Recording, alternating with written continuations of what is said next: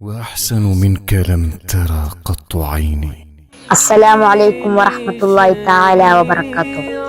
ആരോഗ്യവാനും സുന്ദരനും പക്വമതിയുമായ അബ്ദുൽ മുത്തലിബിലേക്ക് കഅബയുടെ ചുമതല വന്നെത്തി.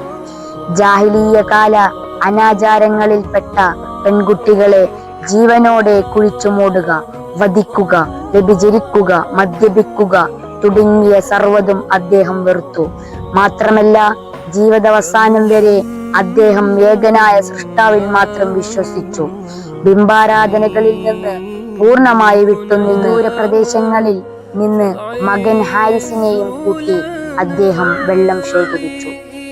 കഅബയ്ക്കു ചുറ്റുമുള്ള ഹൗദുകളിൽ നിക്ഷേപിച്ച് ഹാജിമാർക്ക് സൗകര്യങ്ങൾ ചെയ്തു കൊടുക്കുമായിരുന്നു.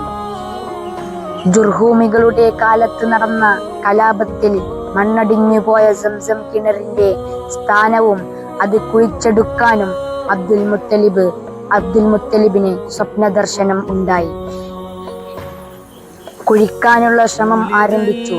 പക്ഷേ ഒരു പ്രശ്നം, സ്ഥലം കുഴിച്ചെടുക്കാൻ വിഗ്രഹാരാധകർ ബലിയർപ്പിച്ചിരുന്ന അസാഫ്, നായില എന്നീ വിഗ്രഹങ്ങളെ പിഴുതുമാറ്റേണ്ടി വന്നു.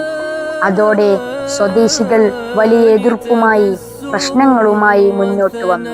എല്ലാ എതിർപ്പുകളും അവഗണിച്ച് അബ്ദുൽ മുത്തലിബ് ശ്രമം തുടർന്നുവെങ്കിലും പ്രശ്നം രൂക്ഷമായതോടെ അബ്ദുൽ മുത്തലിബ് പറഞ്ഞു, എനിക്ക് 10 മക്കൾ ഉണ്ടാകുകയാണെങ്കിൽ അതിൽ ഒരാളെ ഞാൻ ബലി നൽകാൻ തയ്യാറാണ്. അതോടെ അവർ പ്രശ്നത്തിൽ നിന്ന് പിന്മാറുകയാണ്.